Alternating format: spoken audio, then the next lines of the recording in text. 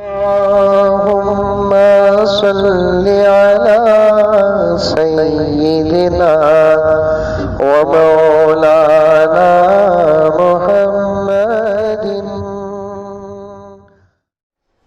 अल्हम्दुलिल्लाह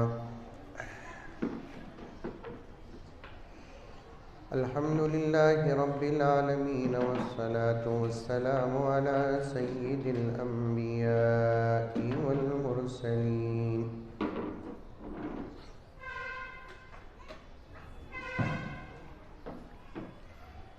मुहम्मदिन व अला आलिहि व अस्हाबिहि अजमाइन।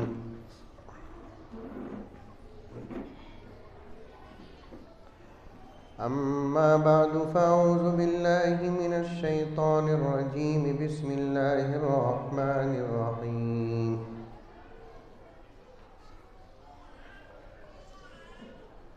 या अय्युहल्लज़ीना आमनु उदख़ुलू फ़िस्सिल्मि काफ़्फ़ा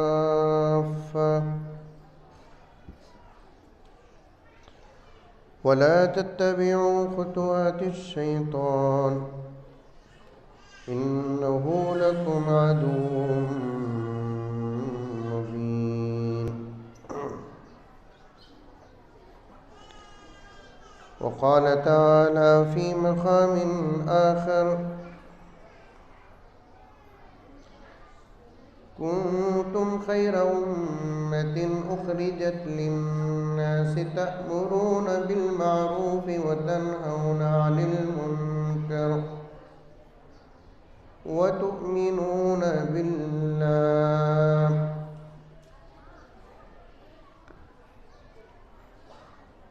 वक़ाल तआला फ़ी मक़ामिन आख़र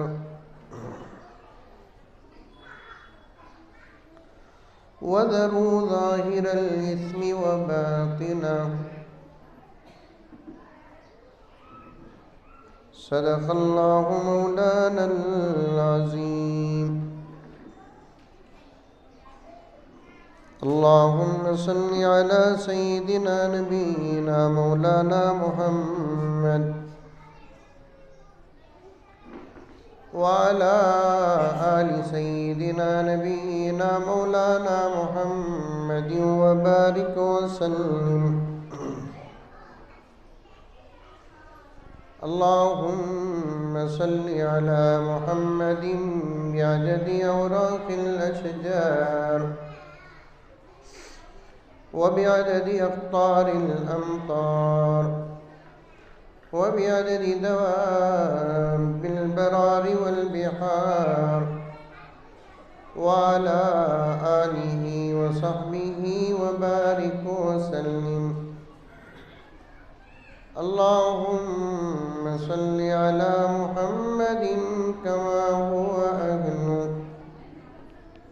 कमा हुवा अहलुहु व मुस्तहिक़्क़ुहु।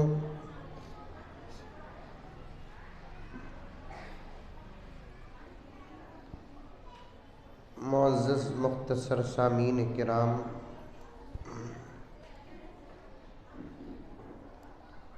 व कसीर तादाद में आई हुई पर्दानशीं ख़वातीन इस्लाम,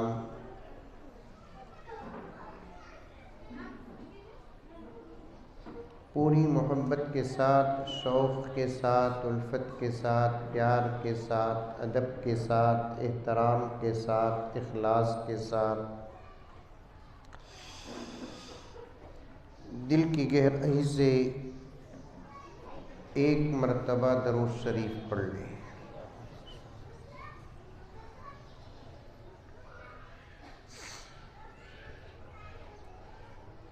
अल्लाह का करम है, उसका एहसान है और उसी का फ़ज़ल है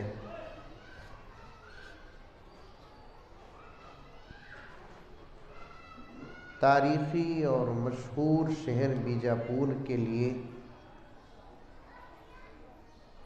अल्हम्दुलिल्लाह मैं नया नहीं और ये शहर भी मेरे लिए नया नहीं।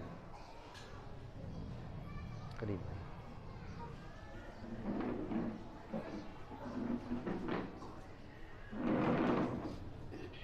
जब से मैं स्कूल पढ़ रहा उस वक्त से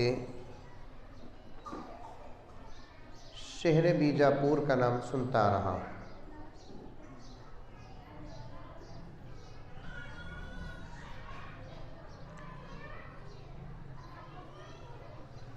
जितनी मर्तबा मैं शहर बीजापुर हाजिर हुआ,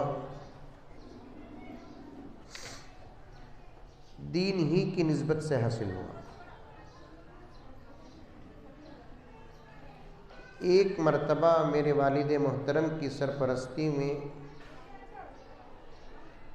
मैं और मेरे घर वाले, मेरी बहनें, मेरे बहन भाई हजरात, मेरे भांजे भांजियाँ सब एक मुख्तसर सा सैर व तफरीह का प्रोग्राम बनाया।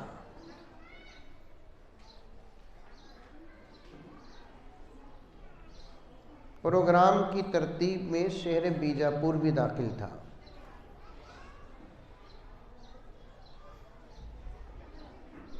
और हम लोग शहर बीजापुर पहुँचे। फिर भी अल्लाह का करम, तब भी अल्लाह ने दीन का काम लिया। मेरे निहायत दोस्त फराज बैठे हुए हैं, जानते हैं, और आप हजरात भी जानते हैं कि जैसे ही मालूम हुआ कि वालिद साहब ज़करिया साहब तशरीफ़ लाए हैं और मैं आया हूँ, यहाँ के कुछ हजरात ने फौरी तौर पर दिन में सैर व तफरीह का और रात में एक इस्लाही प्रोग्राम का इंतज़ाम फरमा दिया।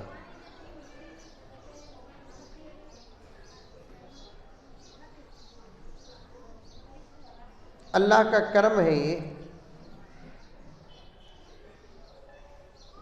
मैं ये इसलिए अर्ज़ किया,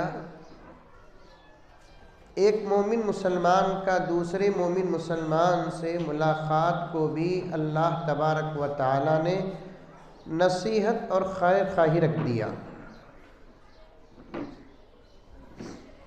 हज़रात सहाबा, कौन? हज़रात सहाबा। बीजापुर की मेरी माएँ, वक्त कम है, मेरे लिए उन्वानात ज़्यादा है, वक्त को ज़ाय किए बग़ैर आप हजरात भी इत्मीनान के साथ सुने कि हज़रात सहाबा। सहाबा बोले तो कौन?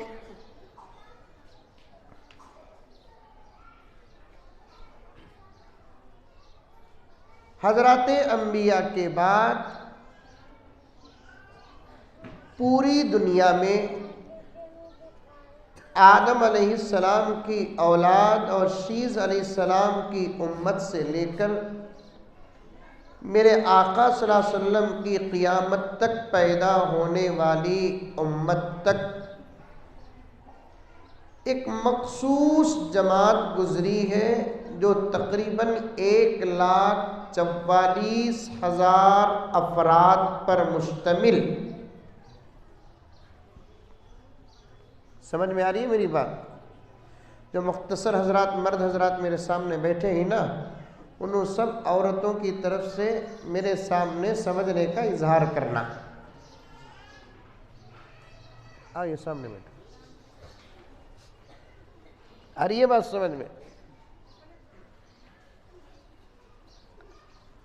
एक मुख्तसर जमात जो 1,44,000 सहाबे किराम के अफराद पर मुश्तमिल, कुछ कम पेश, जिन्होंने हुजूर पाक सल्लल्लाहु अलैहि वसल्लम के ज़माने में हुजूर सल्लल्लाहु अलैहि वसल्लम की खिदमत में हाजिर होकर ईमान लाए, उसी ईमान पर कायम और सलामत रहे और मौत भी आई, ऐसे अफराद को सहाबा कहते हैं।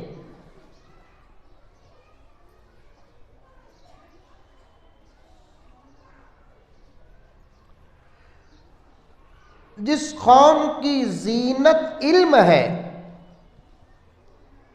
जिस कौम की पहचान इल्म है,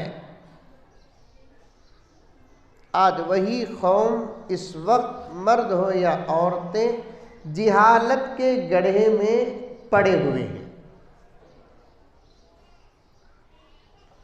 मौलाना मुफ्ती साहब तशरीफ फरमाए, दीगर उलमा बैठे हुए हैं, और बीजापुर की मेरी माँ और बहनें जिनमें से एक तादाद पढ़ी लिखी होगी, जानती होंगी कि आज से 100 साल पहले तक किसी कौम के अंदर उतना इल्म नहीं जितना इल्म इस्लाम और मुसलमानों के पास था।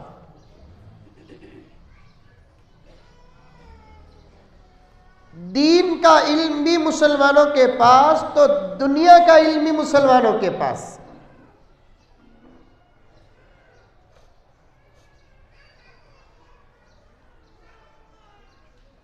जबरदस्त बेहतरीन साइंसदान रब्बे काबा की कसम इस्लाम में पैदा हुए।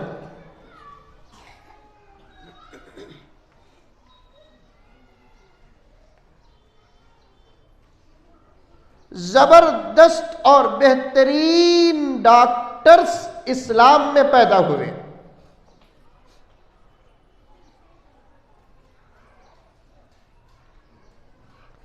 ला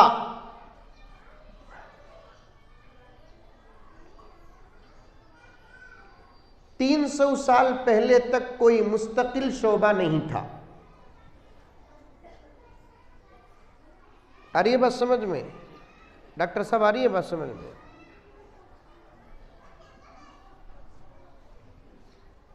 ला है ना, लायरी बोलते हैं, कोर्टों में जाकर लड़ने का, जो मुवक्किल की तरफ से वकील जो लड़ता है, क्लाइंट की तरफ से जो काले काले कोटा पहनकर जो लड़ते नहीं, उसे यहाँ क्या बोलते? बीजापुर में वकील बोलते, लायर बोलते। ये मुस्तकिल कोई खास शोबे इल्म नहीं।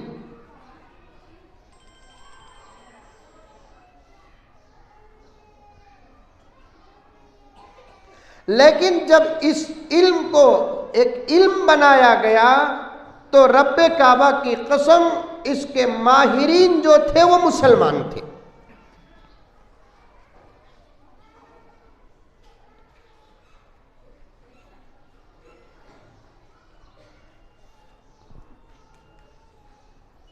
नमाज की फिक्र मत करो, इंशाअल्लाह ताला असर की नमाज पढ़ेंगे ज़रा देर। अब ये सामने जो मर्द हजरात बैठे हुए हैं, अगर उनको वक्त पर नमाज पढ़ना है तो वो जा सकते हैं, क्योंकि आपके लिए जमात ज़रूरी है। इस वक्त औरतों के साथ मैं भी आफर में दाखिल हूँ।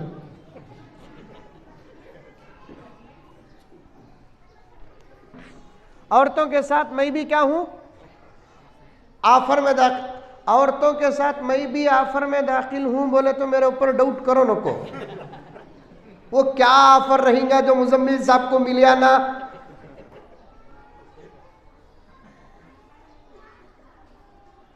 वो ऑफर क्या है? जैसे औरतों के लिए जमाअत जरूरी नहीं, वैसे मुसाफिर के लिए भी जमाअत जरूरी नहीं। इस ऑफर में इस वक्त बीजापुर की माँ और बहनों के साथ मैं भी शरीक हूं। एक आधा घंटा लेट हमें नमाज पढ़े तो भी कोई हर्ज नहीं।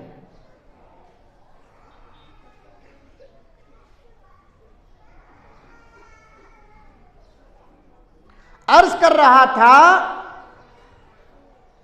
300 साल पहले ला एक मुस्तकिल इल्म नहीं था।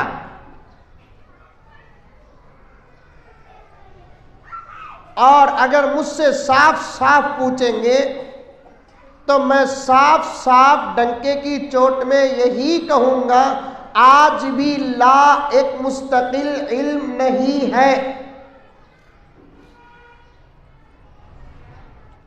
मौलाना आप मेरे खास दोस्तों में से हैं, बल्कि आपके दोस्तों में से मैं हूं, मेरी इस्लाह फरमा दे। सिटी कोर्ट से लेकर सुप्रीम कोर्ट तक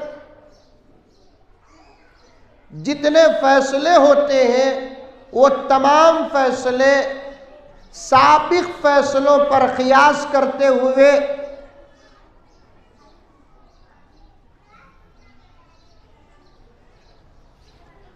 सिटी कोर्ट से लेकर सुप्रीम कोर्ट तक जितने फैसले होते हैं वो तमाम फैसले साबिक फैसलों पर क़ियास करते हुए या तजुर्बात पर होते हैं। इसके अलावा किसी फैसले का क्या कानून है आज तक दुनिया में किसी के पास नहीं। अगर है रब्बे काबा की कसम वो इस्लाम में है।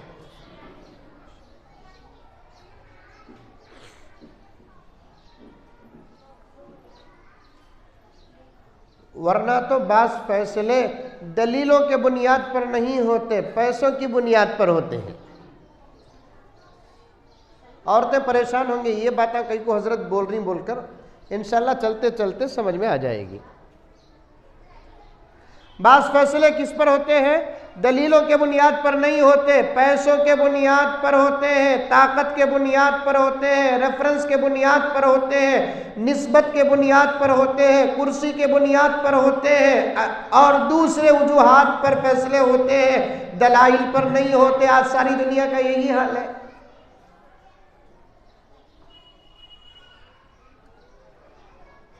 एक चोर चोरी कर को अटक गया, पुलिस आई, पकड़ ली, चलेगी। अब इस मुल्क के अंदर हो कि सारी दुनिया में कितना भी बड़ा जुर्म करे वकील मिल ही जाता है। मिलता नहीं मिलता? अरे मुंडी तो भी हलाओ भाई, मिलता नहीं मिलता? कितना भी बड़ा जुर्म करे मौलाना, उसकी वकालत के लिए वकील मिल ही जाता है। अब चोर वकील तय किया, केस आगे बढ़ा, वकील साहब एक कॉपी बनाए, उसमें दलाइल जमा किए और हर सफ़े के बीच में 500 की नोट रखे, फिर और एक सफ़े में 500 की नोट, और एक सफ़े में 500 की नोट, और एक सफ़े में 500 की नोट, 500 की नोट कॉपी में रखकर फाइल बनाकर जज साहब के पास पेश किए। पेश करते करते बोले कि योर ऑनर, मेरा क्लाइंट बेकसूर है, इसके मजबूत दलाइल मुलाहिजा हो।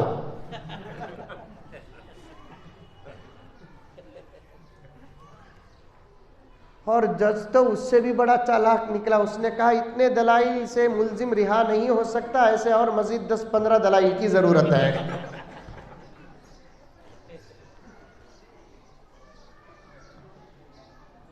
मेरी माएँ, मेरी बहनें, मैं और आप पूरी जिंदगी खाना छोड़कर, पीना छोड़कर, सोना छोड़कर, हर हमारा अपना जाती काम छोड़कर अल्लाह और अल्लाह के रसूल के शुक्र अदा करने में लग जाए। मेरी इज्जत, अल्लाह की इज्जत और उसकी जलालत की कसम खाकर कहता हूं, ऐसी 1000 जिंदगियां भी मिले, जिंदगियां खत्म हो जाएगी, अल्लाह का शुक्र अदा नहीं होगा इस बात पर कि अल्लाह ने इस इंसानी समंदर में हमको जो दीन के अता फरमाया, इससे बेहतर दीन सारी दुनिया के अंदर कोई और नहीं।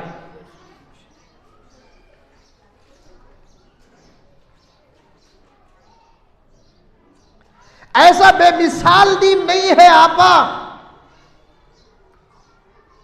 सच्चा दीन, पक्का दीन, सही दीन, लाजवाब दीन, बेमिसाल दीन, लाजवाल दीन, ताकत वाला दीन, शर्म वाला दीन, हया वाला दीन, सदाकत वाला दीन, अमानत वाला दीन, प्यार वाला दीन, मोहब्बत वाला दीन, इत्तेहाद वाला दीन, इत्तेहाद वाला दीन, हर काम पर रहनुमाई करने वाला दीन है। और इस बात को तुम मानो कि ना मानो, खुदा की कसम इस दीन के दुश्मन मान रहे हैं आज।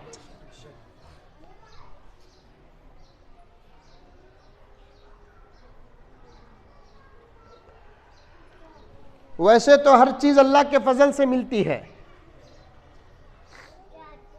किसके फजल से मिलती है? अल्लाह के फजल से मिलती है हर चीज। खुदा के फजल के बगैर तो एक दाना भी मिलता नहीं। अगर अल्लाह का फजल ना हो तो एक सांस ले नहीं सकते, एक सांस छोड़ नहीं सकते।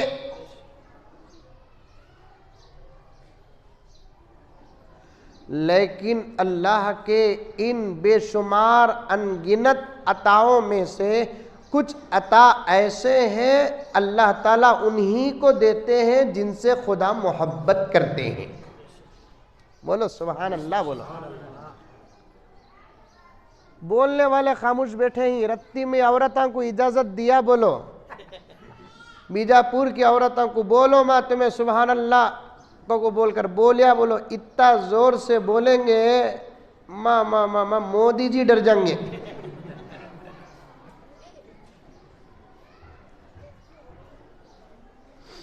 औरतें भी जब अच्छी बात, अच्छा जुमला, प्यारा जुमला, मुआफिक जुमला, मुताबिक जुमला आ जाए, आहिस्ता से सुभान अल्लाह कह दे।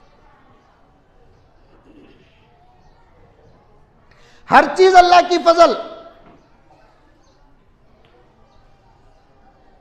कुछ अल्लाह के फजल ऐसे हैं अल्लाह उन्हीं को देते हैं जिनसे खुदा मोहब्बत करते हैं, वरना नहीं देते।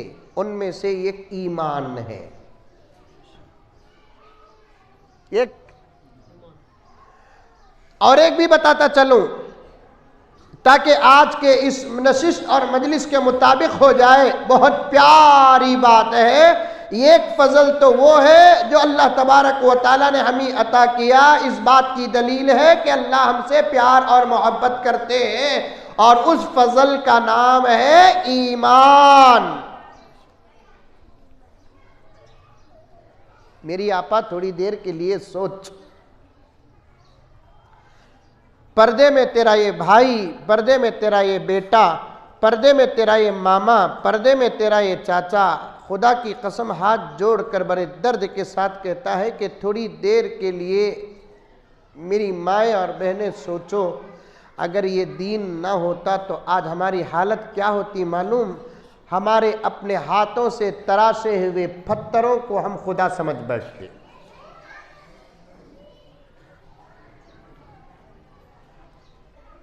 ये दीन ना होता, खुदा ना खास्ता,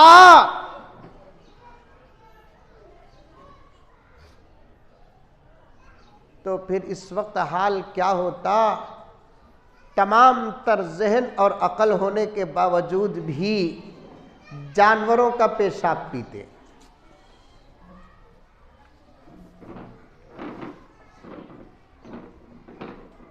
ये दीन ना होता, दुनिया के कुछ लम्हात बेहतर गुजर भी जाए, मरने से पहले से लेकर खबर तक, और खबर से लेकर हशर तक, और हशर से लेकर अबदी जिंदगी हमारा क्या होता?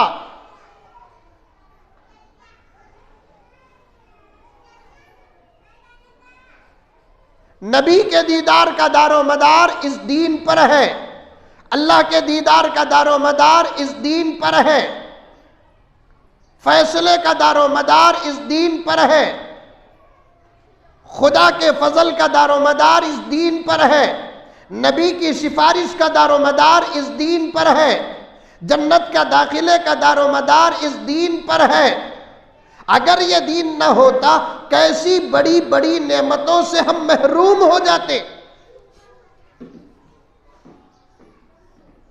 मेरी माए 24 घंटे अल्लाह ने हमें अता किए हैं। ये 24 घंटे मामूली वक्त नहीं दिन का। आधा घंटा अल्लाह की नेमतों को याद करना ईमान के मजबूत होने का बेहतरीन जरिया। पाकिस्तान में एक बहुत बड़े बुजुर्ग का इंतकाल हुआ, हजरत मौलाना हकीम अख्तर साहब रहमतुल्लाहि अलैह।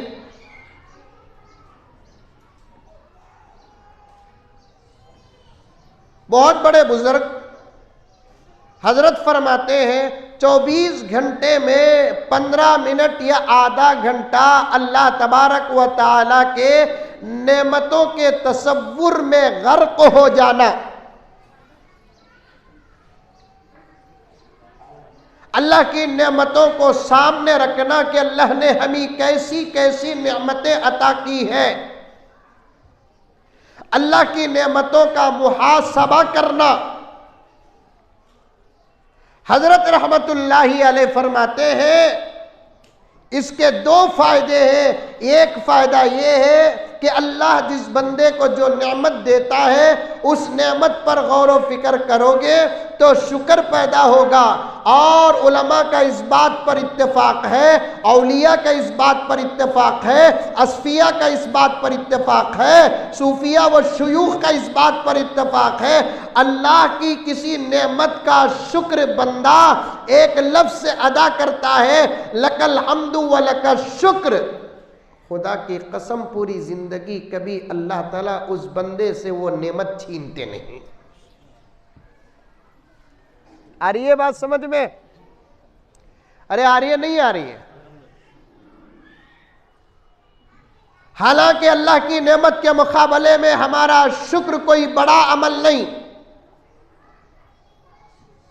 लेकिन बंदे का ये छोटा सा जुमला लकल हम्दु व लकल शुक्र, इससे शुक्र अदा होता है।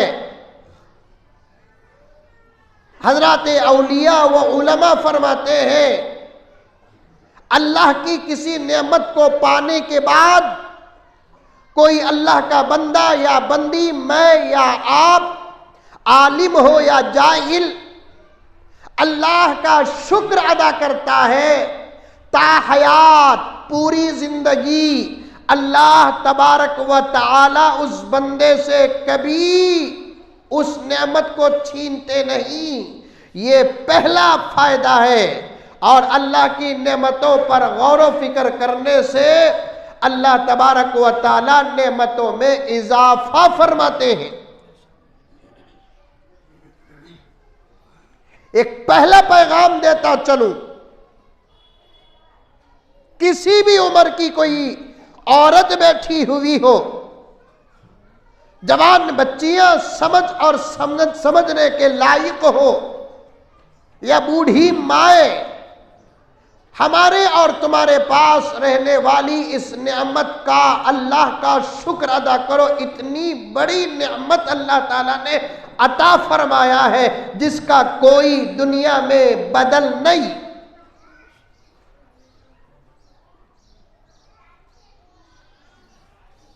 ये है, कुरान है हमारे पास,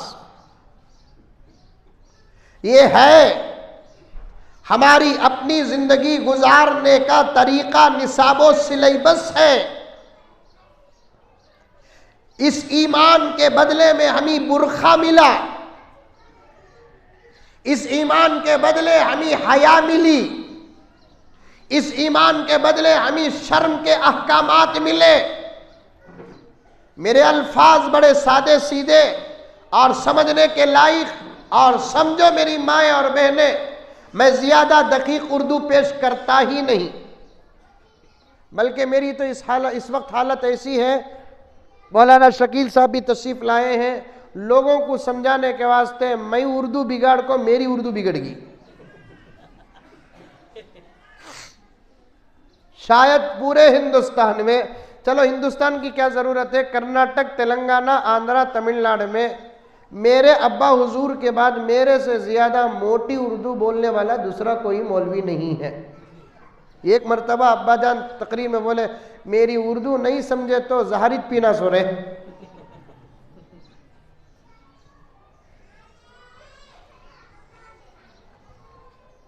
इस ईमान के बदले में कैसी कैसी नेमतें मिली, आप देखो, समझो मेरी माँ, इसी वक्त बैठकर एक ताइराना अकली नजर, एक ताइराना फिरासत वाली निगाह, बैठे बैठे आप सारी दुनिया पर गौर व फिक्र करो। दुनिया की किसी कौम की औरत बुर्का पहनती है?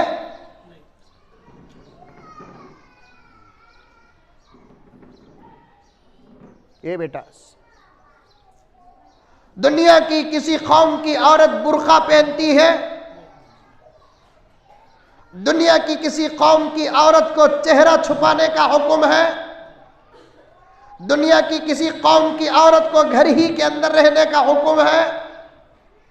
दुनिया की किसी दूसरी कौम की औरतों के लिए वो अहकामात और मसाइल है जो इस्लाम ने अपने मानने वाली औरतों को अता फरमाया। एक जगह पर तो मेरी माएँ और बहनें, तुम्हारे बुर्के को उलमा ने काबे के गिलाफ के साथ जोड़ा है।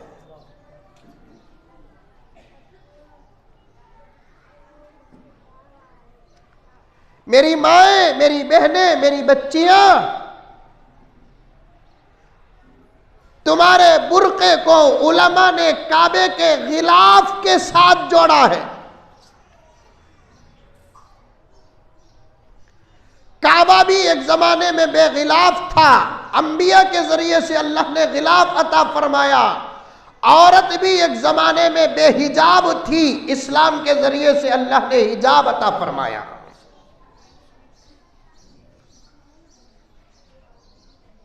नहीं पीता भी पानी, बैठ जाओ आप।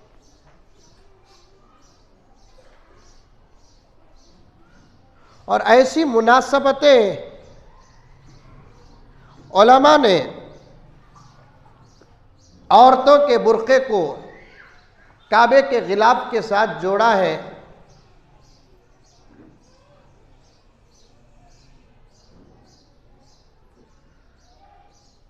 अगर आप लोग समझती हैं तो मैं समझाने के लिए तैयार हूं।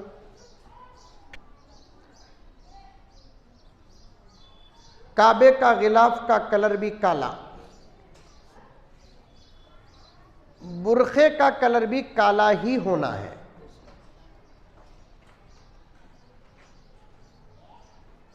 बीजापुर के बुर्खों का कलर क्या है वो आप हजरात जानते हैं, काला छे की।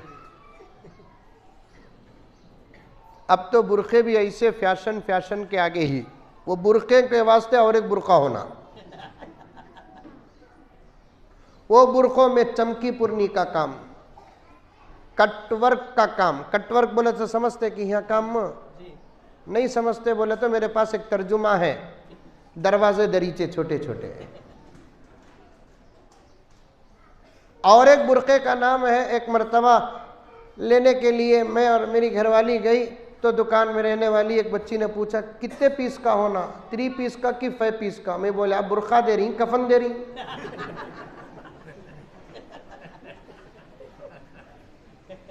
कफन लेने के लिए कब्रिस्तान के बाजू या मरकज के बाजू या मस्जिद के दुकानों के पास कफन लेने गए तो वहां पूछते सो मर्द की औरत, इसलिए कि मर्द को 3 पीस का कफन होना चाहिए, ये सुन्नत वाला कफन है। औरतों को 5 पीस का कफन होना चाहिए, ये सुन्नत वाला कफन है।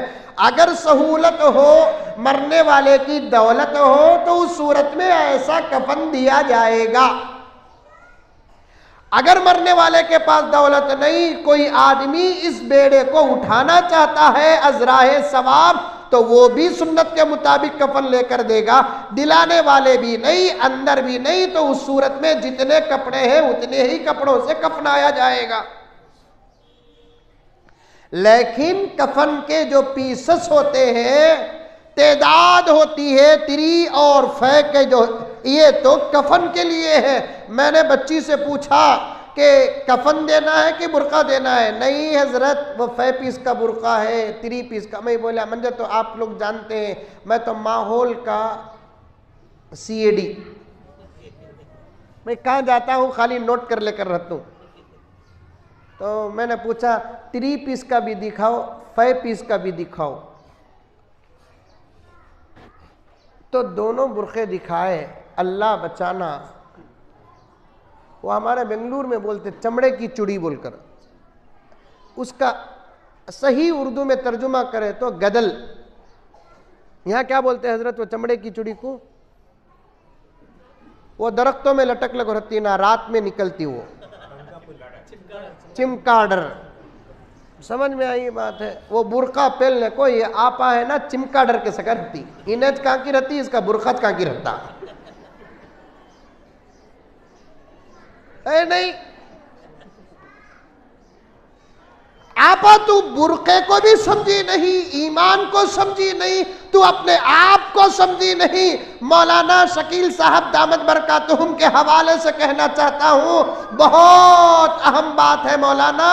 जिस वक्त उम्मत की ये जिम्मेदार जमात अपने आप को समझेगी, अपने पास रहने वाली दौलत को समझेगी और अपनी हया को समझेगी, अपने शर्म को समझेगी।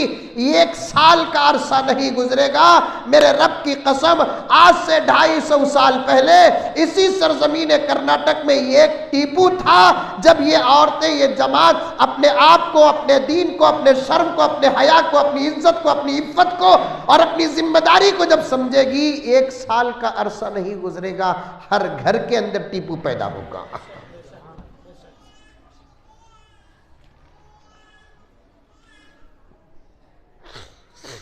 हर घर के अंदर टीपू पैदा होगा। ये मुफस्सिरीन, ये मुहद्दिसीन, ये मुजाहिदीन, ये शुहदा, ये औलिया, ये गौस, ये खुतुब, ये अब्दाल, ये औलिया, मेरी माएँ, इनको भेजने के लिए अल्लाह ने तुम्हारी जिंदगियों का इंतखाब किया है। तुम्हारी जिंदगियां जितनी पवित्र होंगी, तुम्हारा दीन जितना पक्का होगा, तुम्हारा ईमान जितना कामिल होगा, तुम्हारी हया जितनी मुकम्मल होगी, तुम्हारी शर्म जितनी मुकम्मल होगी, मेरे रब की कसम, जमीन में उतने मुजाहिदीन होंगे, उतने मुफस्सिरीन होंगे, उतने औलिया होंगे, उतने गौस होंगे, कुतुब होंगे। मैं एक बात अर्ज करना चाहता हूँ, मुझे उम्मीद है इस्लाम में पर्दा न होता तो ये सामने का पर्दा हटा देता, इस्लाम में पर्दा न होता तो सामने का पर्दा हटा देता, क्योंकि तवज्जो के लिए इसका होना जरूरी है। मेरी माएँ और जवान बच्चियां, कॉलेज में पढ़ने वाली, खुसूसन मैं तुमसे बात करने के लिए आया हूँ। हमारे से पहले लोग पैदा भी हुए, बच्चे भी पैदा कर दिए, अब हमका वक्त तो करीब है, जिम्मेदारी तुम्हारे ऊपर बहुत ज्यादा है। एक दौर वो था, शादी के बाद अच्छी औलाद का ख्याल करना तो दूर की बात, बच्ची बालिग होते की नेकी, जब अपनी जिम्मेदारी को समझ जाती, अपने वजूद को समझ जाती, शादी हो या ना हो, उसी वक्त से ये दुआ करती कि ऐ अल्लाह, एक अच्छे रिश्ते का इंतखाब कर, रिश्ते के बाद जब तू औलाद दे तो औलाद ऐसी अता कर, ऐसी अता कर, ऐसी अता कर। इस किस्म की दुआएं करते थे।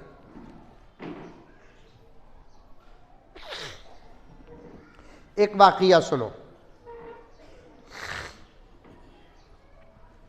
एक बहुत बड़े अल्लाह वाले गुजरे हैं जिनका नाम नजमुद्दीन। क्या नाम?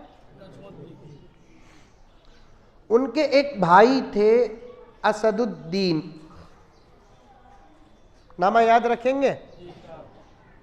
औरतें भी आहिस्ता बोल लो इंशाअल्लाह बोलकर। ये तमाम नामा बयाना में सुनना, नोट कर को रख लेना। फ़ायदा क्या बोले तो, जब हमारे घर में बच्चे पैदा हुए तो मौली साहबा को तकलीफ देना नहीं, ये नामा उठा कर रख डालना। आपको भी आते रहेंगे मौलाना फ़ोन, आपको भी आते होंगे, मंजे भी आते। कब तो भी इरादा कर तूँ ये मोबाइल को तलाक दे डालूँ क्या उनको, कब तो भी डर होता है इसके बगैर मैं जिंदा रहूंगा क्या। अब जिंदगी का हिस्सा ना हजरत ये। वाह वाह वाह वाह वाह। एक जरा दिन पहले 6 घंटे के वास्ते व्हाट्सएप बंद हुआ, बीजापुर में बंद हुआ। देखो मरद बना को क्या भी मालूम नहीं, औरतों को पूछता ऐसा जवाब आता, व्हाट्सएप सुन लेता। बराबर 7:15 को बंद हुआ हजरत व्हाट्सएप। रात के 3 साढ़े 3 बजे तक व्हाट्सएप बंद था। हजरत दुनिया ऐसी बेकरार हुई, कितने के लोग मर जाते थे, कोरोना से ज्यादा मर जाते थे, लेकिन जिंदा कई को थे मालूम। एक दूसरे को पूछ को तसल्ली से, तुम्हारा व्हाट्सएप चल रहा है? नहीं चल रहा है, अल्लाह का फजल मेरा भी नहीं चल रहा है। ये तसल्ली से जिंदा थे हजरत। मर्द बने, औरतां, बैका, जवान, छोकरियां, सब मेरा चल रहा बा, तुम्हारा क्या की प्रॉब्लम बोलकर कौन तो भी बोलता या बोलती, कम से कम हार्ट अटैक आता।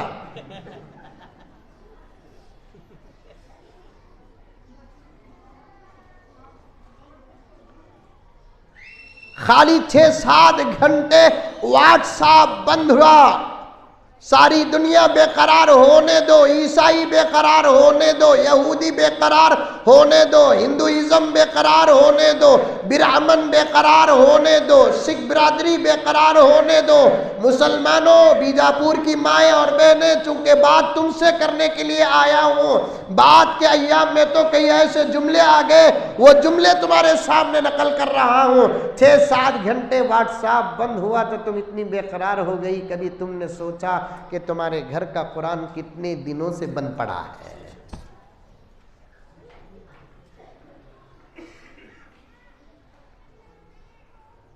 साल हा साल हो गए, कुरान खुलकर,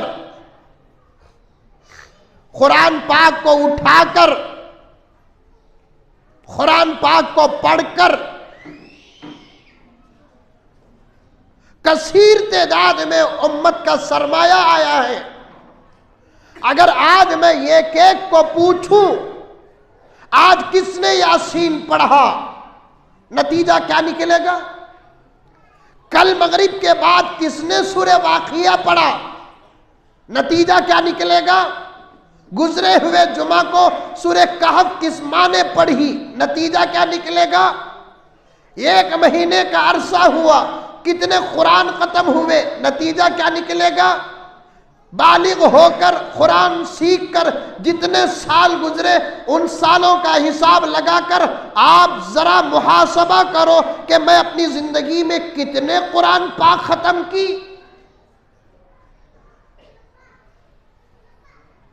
मैं छुपे हुए अल्फाज भी बोलता नहीं, इशारा भी बहुत कम देता हूं, वजाहत साफ करता हूं। दज्जाल आने से पहले दज्जाल कई आएंगे, हदीस में आया है 30 बड़े दज्जाल आएंगे। और इस वक्त दुनिया के अंदर जहां तक इस आजिज की तहकीक है, इंसानी शक्ल में 10-12 दज्जाल तो बराबर पैदा हो चुके हैं। और अल्लाह तबारक व तआला बड़े दज्जाल के मकरो फरेब और उसके शर और उसके फितने से बचने के लिए एक अजीम सूरत नाजिल की, और उस सूरत का नाम है सूरतुल कहफ। आका ने फरमाया जुमे के रात को हो या जुमे के दिन, जुमे से पहले हो या जुमे के बाद, मुख्तलिफ रिवायात इजाजत पर महमूल करते हुए अर्ज कर रहा हूं, मेरे आका सादिक व मज़दूक, जिसका एक जुमला भी आज तक दुनिया गलत साबित न कर सकी, मेरे आका के जुबान मुबारक से जो भी निकला वो सच हुआ, सच हो रहा है, सच होकर रहेगा।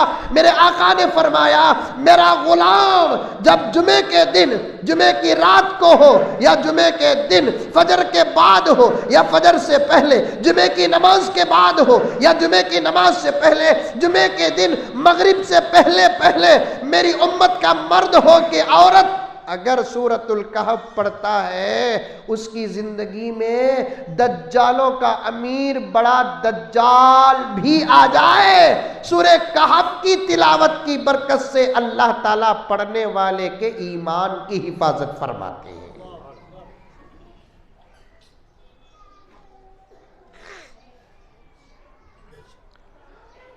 हज़रत मौलाना मुफ्ती शकील साहब दामद बरकातुहुम के हवाले से एक अजीब व गरीब बात बताता हूँ। मौलाना आप हजरात सुनो, हजरत के हवाले से कह रहा हूँ,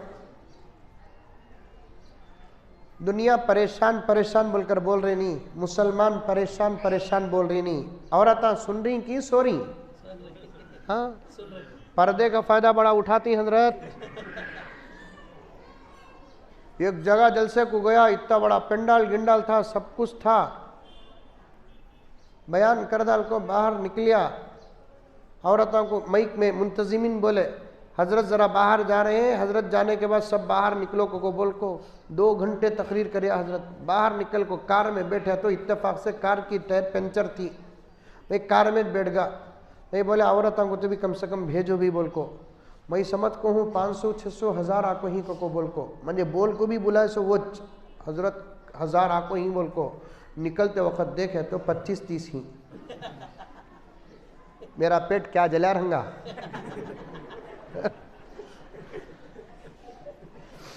बड़ा फायदा उठाते हैं हजरत। आज सारी दुनिया में मुसलमान कहता है नहीं भाई, सारी दुनिया परेशान है भाई, मुसलमान परेशान ही भाई, हिंदुस्तान में भी मुसलमान बहुत परेशान है भाई। मैं इन जुमलों को ज्यादा हजम नहीं करता, मैं इन जुमलों को ज्यादा हजम नहीं करता। है मुसलमान परेशान, आउट ऑफ इंडिया के मुसलमान भी परेशान हैं, इन इंडिया मुसलमान भी परेशान हैं। कौन परेशान ही मालूम? जो आमाल से दूर है उन्हें परेशान ही सो, जिनकी जिंदगी में अमल है, मेरे रब की कसम 1% भी परेशान नहीं है। नहीं, तेरे आमाल से है तेरा परेशान होना।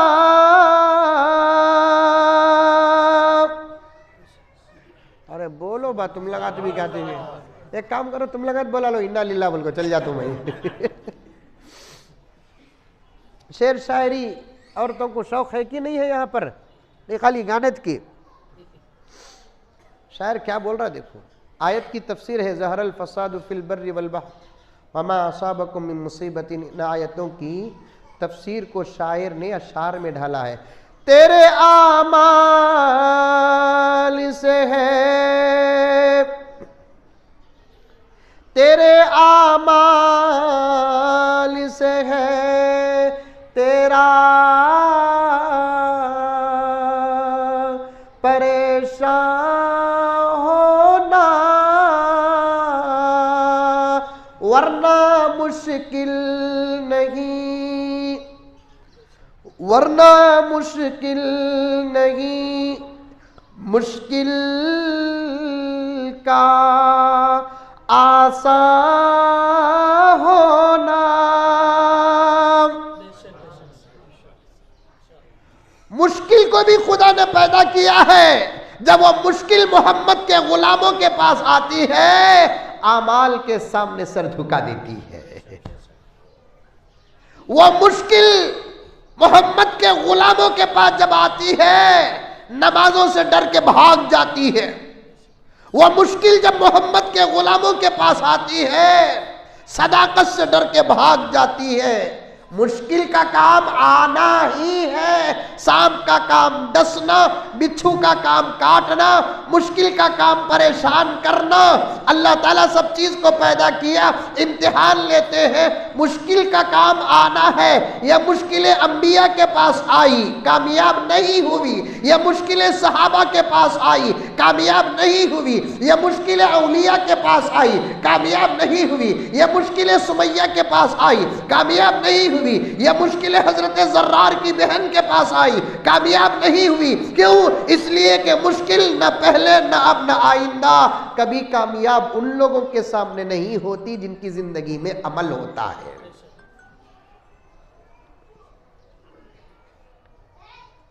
अभी भी आप अमल से रिश्ता जोड़ो मेरी माँ और बहन। एक छोटा अमल दिया एक बहू को, बीजापुर में भवा ही नहीं है तो बोलो बेंगलुरु से भेज दूं। अच्छा सास है? ओ सास का नहीं है। अब घरों में सास बहू का तो झड़ता नहीं। अजीब इत्तेफाक है, उस बहू को सप्पला घसे तक ढूंढ को लेकर आती, सो ये सास लेकर आने के बाद वही सास सांप बन जाती। 500 घरा जाको एक बहू लाती। तो इसका मतलब क्या है? इतनी मेहनत सो कमाई सो दौलत वो। 500 घरा टाटा के 5 जोड़ी चपला घसा को एक बहू लेकर आई।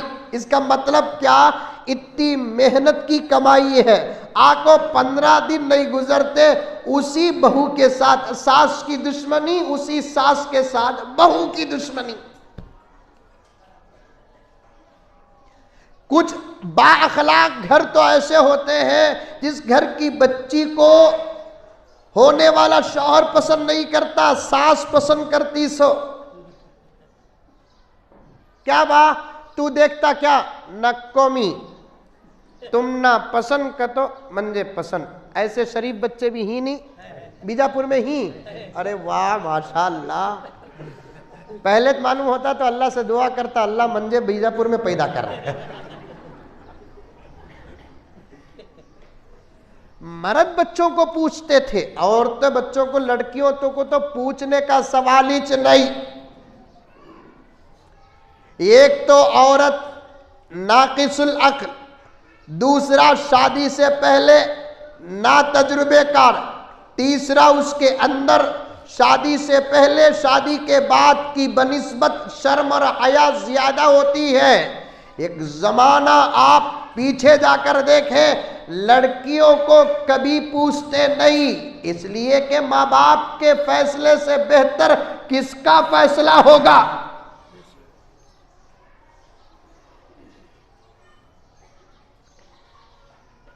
अभी पैदा नहीं हुई उस वक्त से लेकर माँ बाप अच्छे डॉक्टर का इंतजाम करते हैं। क्यों?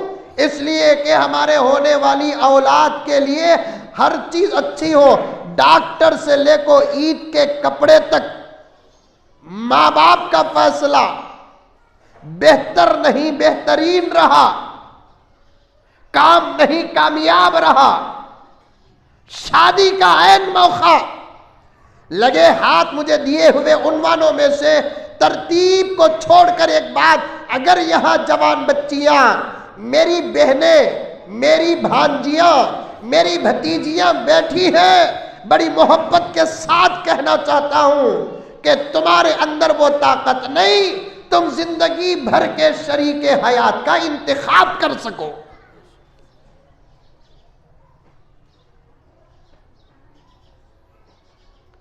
मैं बेंगलोर का एक आलिम हूं अल्हम्दुलिल्लाह। उठे बैठे दिन रात मेरे पास सिर्फ मियां बीवी के झगड़े ज्यादा आते हैं। मौलाना बार बार आपका नाम मोहब्बतन ले रहा हूं ताकि माँ और बहनों को मालूम हो जाए कि आपकी सनद और तायीद मुझे हासिल हो। मौलाना शकील साहब दिन में अगर या महीने में अगर 100 फैसले मेरे पास आते हैं तो 90 पर 5 फैसले मियाँ बीवी के आते हैं। मैं भी इंतजार में रखो रखो बुढ़ा हो रहा हूं, कोई इतनी भी अच्छी पिरापट्टी का फैसला है तो मेरा भी कहते होगा।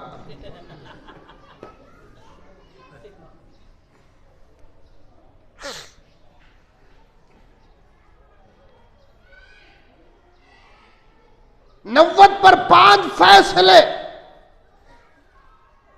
ला हौल वला कुव्वता इल्ला बिल्लाह।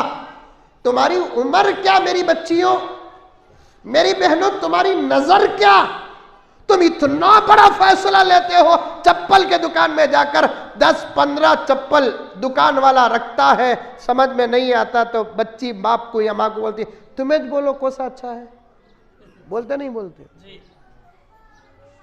क्या तुम्हारी जिंदगी का शरीके हयात चप्पल से भी गिरा हो गया कि चप्पल का इंतखाब करने की तुम्हारे पास ताकत नहीं, तुम शरीके हयात का इंतखाब कर रही हो।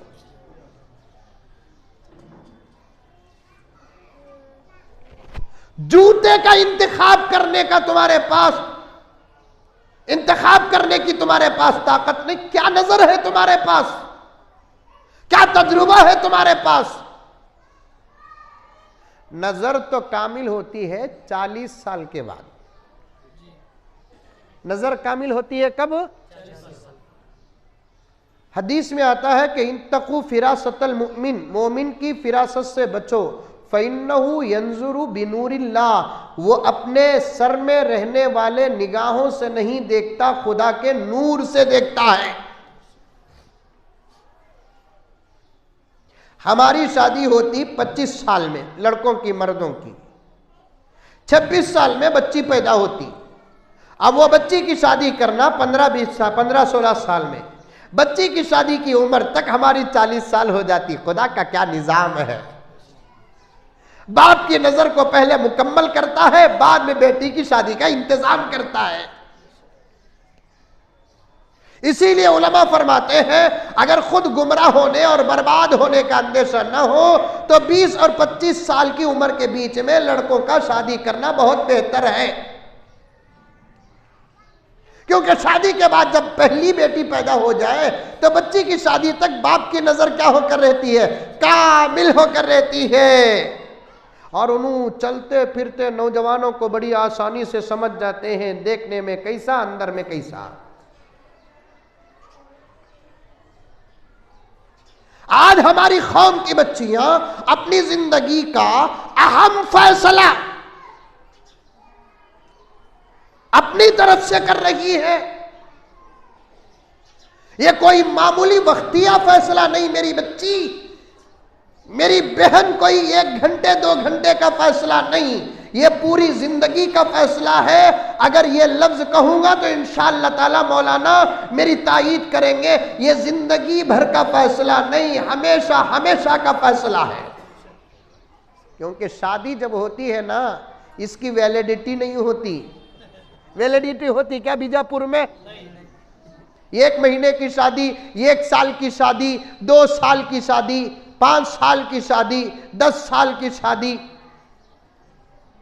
हमारे एक उस्ताद गुजरे हैं मौलाना लुत्फुल्लाह साहब मजहर रशादी रहमतुल्लाहि अलैह, उन्होंने एक लतीफ़ा बोलते थे, 70 साल के बूढ़े मियाँ एक मरतबा अपनी शादी का रुक्का उठा को गौर से पढ़ लगो थे। कहते बूढ़ी आकर पूछी, कहते क्या जी है शादी का रुक्का उठा को इतने गौर से देख रही ना, कहते इसकी वैलिडिटी कब तक है देख रू से।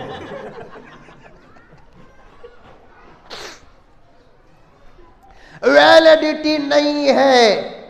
तुम्हारी रजा के बाद मस्जिद में बैठकर या कहीं और बैठकर काजी के सामने, जब खतीब साहब के सामने जब नौशा कहता है मैंने कबूल किया, एक ऐसी घाटी पड़ जाती है, मेरे रब की कसम, इसे शरीके हयात कहते हैं, शौहर भी कहते हैं, मर्द भी कहते हैं, जौज भी कहते हैं। लेकिन उलमाए उर्दू, उलमाए फारसी ने एक ऐसा लफ्ज का इंतखाब किया, शरीके हयात।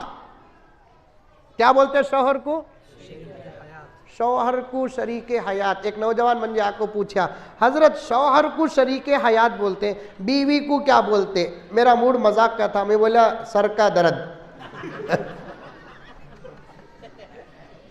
मजाक कर सो गुस्सा करो न को। शौहर को क्या बोलते? शरीके हयात।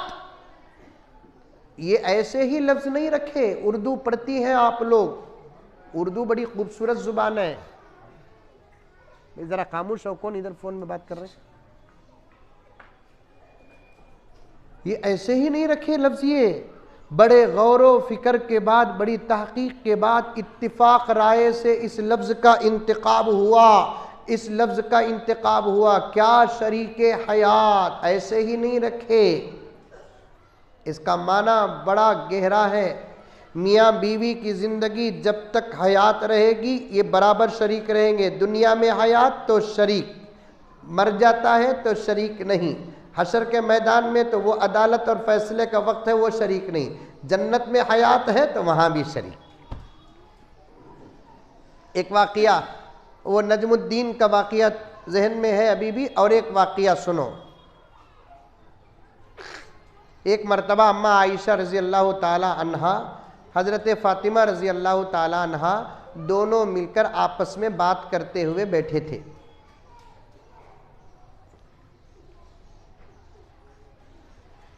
दोनों मिलकर आपस में बात करते हुए बैठे थे। जानती क्या यहाँ बीजापुर की औरतें हज़रत आयशा को, हज़रत फ़ातिमा को जानते नहीं जानते?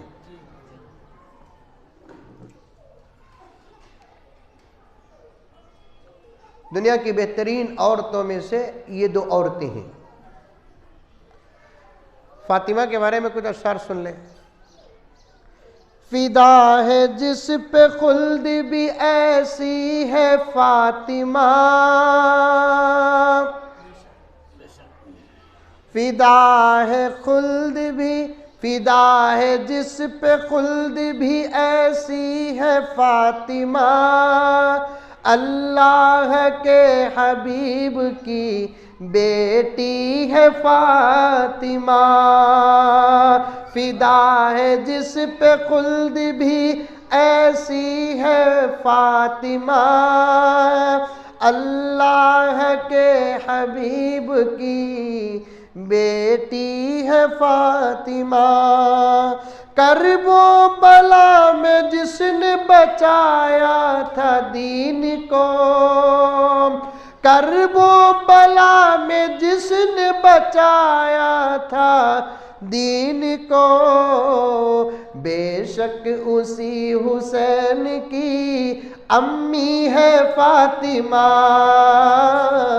बेशक उसी हुसैन की अम्मी है फातिमा।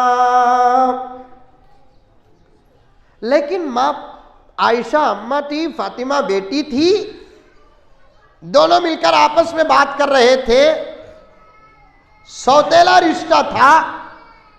अचानक एक मर्तबा हजरत फातिमा ने अपनी अम्मा आयशा से पूछा, अम्मा बताओ तुम्हारा मकाम बड़ा है कि मेरा मकाम बड़ा है? सुभान अल्लाह, क्या अच्छा सवाल है। देखो कौन पूछे सो? हजरत फातिमा पूछे सो। सवाल कितना अच्छा। मैं कहता हूं अच्छे सवालात करना भी दीन में दाखिल है। 2 जुम्मा पहले एक औरत सवाल करी, हजरत हमारे अब्बा की तबीयत बराबर नहीं थी, एक बकरा सदका देना बोल को इरादा करे हमें। अब वो सदका देना का तो बकरे को भी अब्बा को लगाना क्या हजरत? मैं बोला बकरा बड़ा है कि छोटा है पूछा? नहीं हजरत अच्छा मोटा ताज़ा बड़ा है। ऐसे बकरे को जाको अगर तुम्हें बावा को लगाए, बावा के तरफ से बकरा सदका नहीं होगा, बकरे के तरफ से बावा सदका हो जाएगा।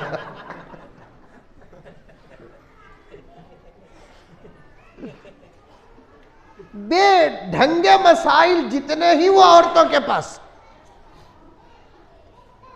एक औरत फोन करके पूछ रही है, हजरत हमारे शौहर कोरोना में चले गए थे, अल्लाह का फजल बचको आ गए, हमें बकरा देना बोलकर ही हजरत।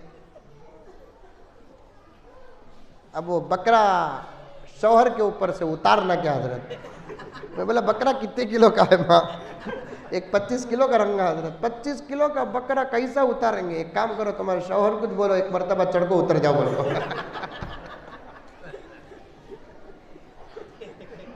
तुम्हारे शौहर कुछ बोलो, चढ़ को।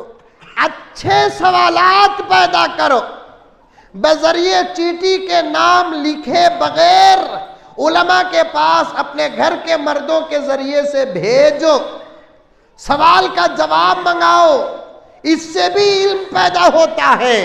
इल्म का हासिल करने का एक रास्ता सवाल है। अच्छे सवाल करना आधा इल्म है और उन सवालों का जवाब देना पूरा इल्म है। अस्सवालु निस्फुल इल्म, सवाल करना आधा इल्म है, जवाब देना पूरा इल्म है।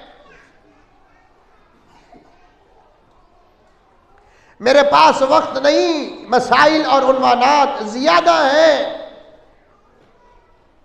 हजरत फातिमा ने अम्मा आयशा से पूछा, रिश्ते का इंतखाब, शरीक हयात का इंतखाब, इस अहमियत को बता रहा हूं और बताते हुए मुझे कुछ शर्म आ रही है।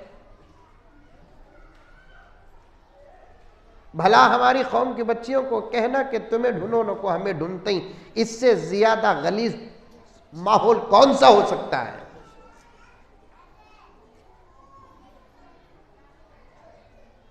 क्या हमारे नाना अपनी बेटियों की शादियां पूछ कर की?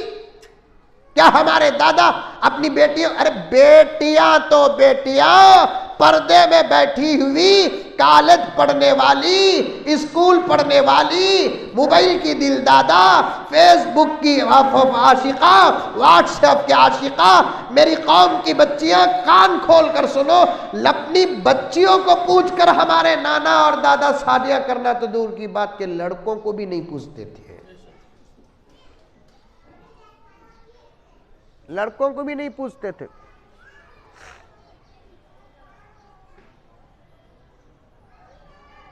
हजरत फातिमा ने अम्मा आयशा से पूछा, अम्मा जान बताओ जरा कि तुम्हारा मकाम बड़ा है कि हमारा मकाम बड़ा है। अम्मा आयशा को मालूम था कि मेरा जवाब सुनकर बेटी का दिल टूट जाएगा, इसलिए बेटी से कहा कि बेटी तू ही बता कि किसका मकाम बड़ा है। हजरत फातिमा बड़ी मासूमियत और मोहब्बत और अदब के साथ जवाब देती है, क्योंकि माँ है ना, माँ के सामने अदब अल्लाह रसूल के बाद का अदब है, बाप के सामने अदब अल्लाह रसूल के बाद का अदब है। अजीब माहौल है हजरत, अजीब माहौल है, अजीब माहौल है। अल्लाह की पनाह, अल्लाह की पनाह। मेरी बच्चियों, तुम्हें कॉलेज में पड़ोच नको, पड़ोच नको, साफ बात, पड़ोच नको कॉलेज में।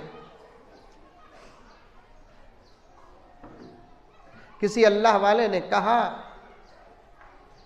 इल्म हासिल करके बेतरबियत होने से बेहतर है कि इल्म हासिल करे बगैर जाहिल रहना। जिस इल्म को हासिल करके हमारी नस्लें आउट ऑफ कंट्रोल और आजाद होती है, ऐसे इल्म से हमारी नस्लें जाहिल रहना बेहतर।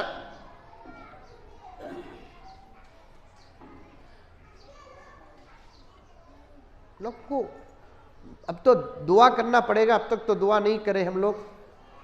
इंशाअल्लाह सुम्मा इंशाअल्लाह जिस दिन उलमा औलिया अल्लाह के नेक बंदे दुआ करेंगे, उस दिन के बाद वाले दिन इन कॉलेजों को ताले पड़ने में देर नहीं लगेगी। आज भी ऐसे औलिया हैं, वो सिर्फ हालात को सामने रखकर इंतज़ार कर रहे हैं, लेकिन जब वो हाथ उठाएंगे अल्लाह तबारक व तआला फैसले बदल देंगे।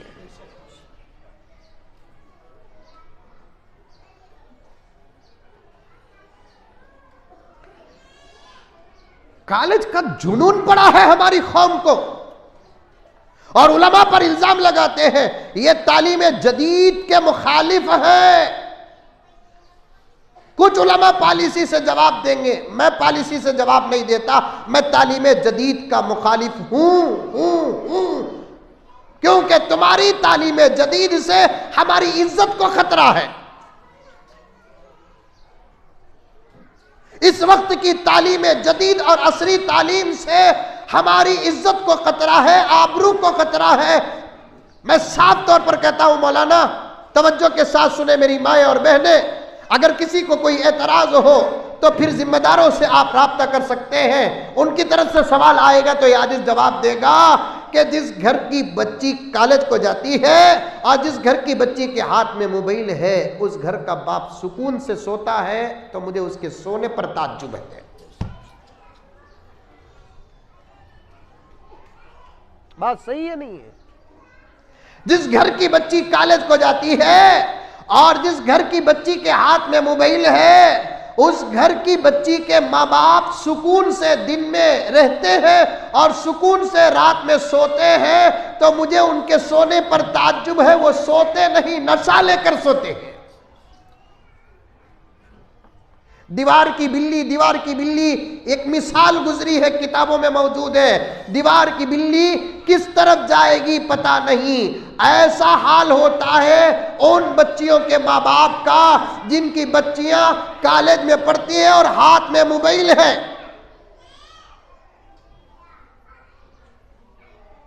आज सुबह को 10:15 बजे बीजापुर को पहुंचा। शहर बड़ा है, बस शहर में दाखिल होकर बस स्टैंड को आते हुए मैं बस के दरीचे से देख रहा था। ये तो अल्हम्दुलिल्लाह कसीर तादाद में मुसलमानों का शहर है। मैं इस शहर में दाखिल होकर भी कसम खाकर बावजू बैठा हूँ, अल्लाह की कसम खाकर कहता हूँ, शहर में बस दाखिल होकर बस स्टैंड को पहुँचने तक तकरीबन 10-12 बच्चियों को इस हालत में देखा कि उनके हाथ में मोबाइल था।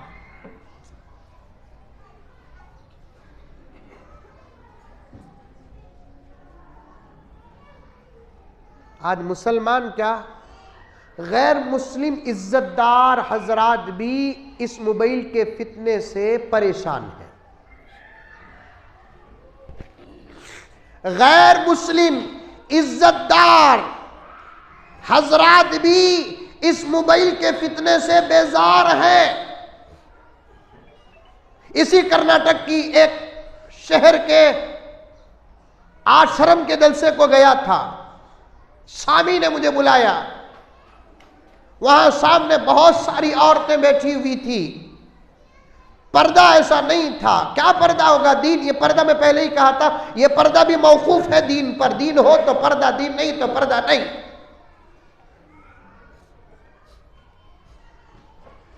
अब मुझे वहां क्या बात करना है? एक जहती बात करना, मोहब्बत की बात करना। और मैंने दीन को ऐसे अंदाज से पेश किया कि अल्लाह का बहुत बड़ा करम था। उसमें मैं ज्यादातर मोबाइल पर बात किया। तकरीर से फारिग होकर, जलसे से जब फारिग हुआ तो कसीर तादाद में औरतें आई, पैरों को बोसा देने लगी। मैंने कहा कि नहीं, ऐसा नहीं, बस आप हाथ उठा दे, यही आपकी तरफ से अकीदत का पैगाम है, मोहब्बत का नहीं, अकीदत का पैगाम है। थानवी फरमाते हैं, बड़े लोगों से अगर औरतें अपनी मोहब्बत का इजहार करना है तो लफ्ज अकीदत इस्तेमाल करे। थानवी की एक मुरीद, अशरफ अली थानवी की एक मुरीदा हजरत के हाथ में बैत करती है, पर्दे में, रिमाल में। उसके बाद एक 6 महीने के बाद वज़ाइफ पर अमल करने के, उसके बाद खत लिखती है कि हजरत आपके बताए हुए वजीफों पर अमल करते हुए आमाल में मजबूती, इस्तिकामत और इस्बात हासिल हो गया और आपसे मोहब्बत हो गई। हजरत थानवी का तकवा देखो। हजरत थानवी ने उसी लेटर के पीछे लिखा, अल्लाह तुमको और तरक्की और बरकतें अता फरमाए। गुजारिश है कि आइंदा मोहब्बत का इजहार न करना, ये न कहना कि आपसे मोहब्बत हो गई, बल्कि ये कहना कि आपसे अकीदत हो गई। ये ना कहना कि आपसे मोहब्बत हो गई, बल्कि ये कहना कि आपसे अकीदत हो गई। अकीदत करना जायज़ है, अकीदत में ख़तरा नहीं है। मोहब्बत करना नाजायज़ है, मोहब्बत में ख़तरा है। मोहब्बत के दर्जात है। आज तो मोहब्बत का एक जुनून पड़ा हुआ है, अफेयर भी कहते हैं इसे, मोहब्बत भी कहते हैं। हमारे कौम के लड़के भी मुब्तला है, हमारी कौम की लड़कियां भी मुब्तला है। इस मोहब्बत को अल्लाह की नेमत समझो, शादी से पहले बचा कर रखो। जो शादी से पहले खर्च करता है, शादी के बाद मोहब्बत का भिखारी बन जाता है। जो शादी से पहले खर्च करती है, शादी के बाद मोहब्बत की भिखारन बन जाती है। इसका आगाज, इसकी ओपनिंग, इसकी सरमनिंग, इसका इफ्तिताह उस वक्त से करना जब दिन तुम्हारा निकाह का होता है। अल्लाह मोहब्बत को खत्म नहीं, इजाफा फरमाती। इश्क भी अल्लाह की नेमतों में से एक नेमत, मोहब्बत भी अल्लाह की नेमतों में से एक नेमत। अल्लाह अकबर कबीरा। कौम की बच्चियां, तुमको बहुत संभलना पड़ेगा। तुम्हें नहीं मालूम कि दुश्मन की साजिशें क्या है। आज वो फैसले कर चुके हैं, इनामात का ऐलान कर चुके हैं, वो बिल्कुल तैयार हैं और अपने कौम के लड़कों को ऑफर दे रहे हैं।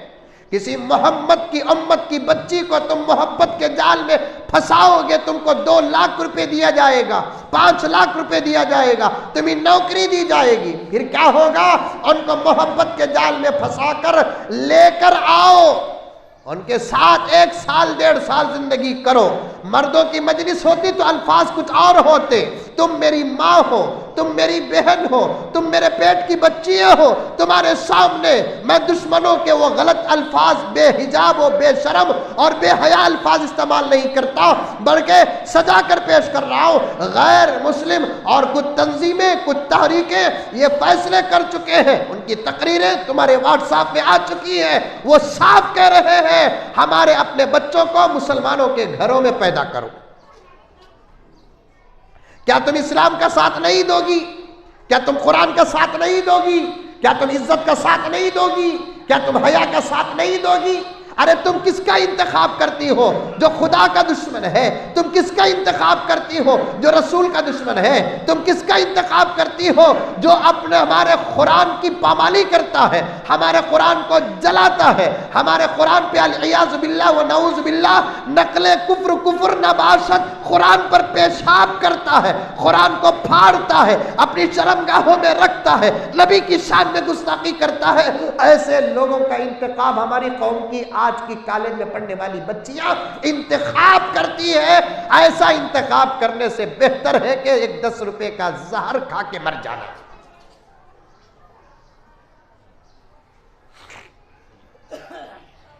10 रुपए का जहर खा के मर जाना।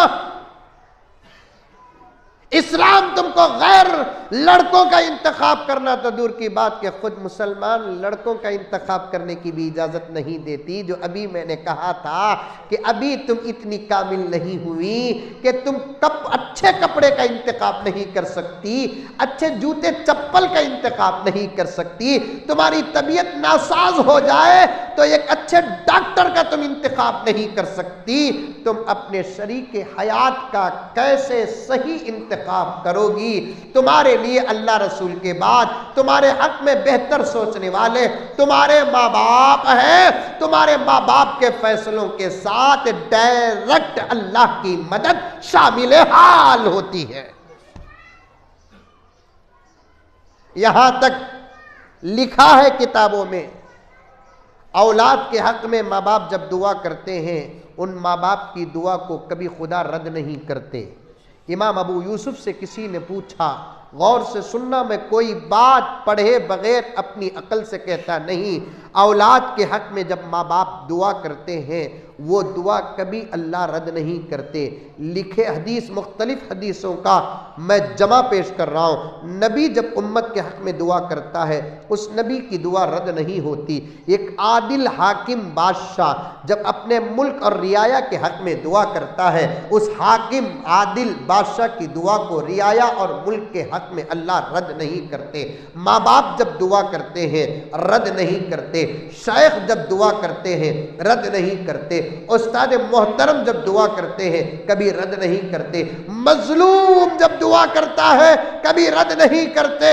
हजरत इमाम अबू यूसुफ ने इस रिवायत को नकल करते हैं कि जब माँ बाप अपने बच्चों के हक में दुआ करते हैं अल्लाह उस दुआ को रद्द नहीं करते। इमाम अबू यूसुफ रहमतुल्लाहि अलैह से किसी ने पूछा, अगर माँ बाप गुनहगार हो तो हजरत इमाम अबू यूसुफ ने फरमाया, माँ बाप गुनहगार भी हो तब भी बच्चों के हक में माँ बाप की दुआ को अल्लाह कभी रद्द नहीं करते। माँ बाप का दिल न दुखाओ, तुम्हारे खानदान का दिल न दुखाओ, मोहल्ले का दिल न दुखाओ, शहर का दिल न दुखाओ। इस्लाम और मुसलमानों की हिफाजत के लिए 24 घंटे को 1 घंटा समझकर मेहनत करने वाले इन गयूर हजराते उलमाए किराम की मेहनतों को जाये न करो। क्या दुनिया में अच्छे लड़के खुदा खत्म कर दिए जो तुम्हें नहीं मिल रहे हैं? ये कैडबरी चॉकलेट के बदले इतनी बड़ी इज्जत का सौदा, एक आइसक्रीम के बदले इतना बड़ा सौदा, 4 किलोमीटर 2 व्हीलर की राउंडिंग के बदले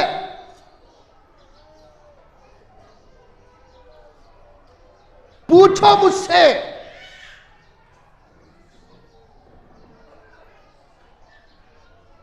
एक घर का हिस्सा मेरे पास आया, एक बच्ची इसी तरीके से फरार हुई और इस वक्त वो कलकत्ता के अड्डे में गिरफ्तार है। मैं मौलाना मुफ्ती शकील साहब को पूरा रेफरेंस दूंगा।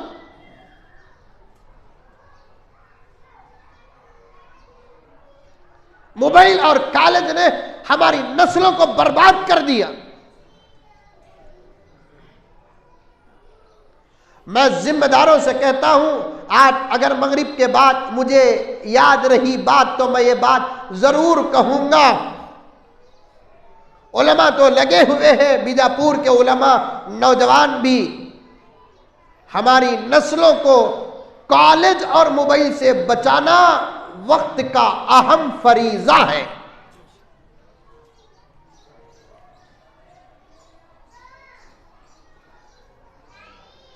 पूरा बीजापुर मिलकर दारुल उलूम देवबंद के नहज में उसूल हस्तगाना को सामने रखकर एक एक पैसा डालकर एक बाशरम कॉलेज बनाकर पढ़ाओ बच्चों को। बेशरम कॉलेजों के हवाले अपने बच्चों को न भेजो।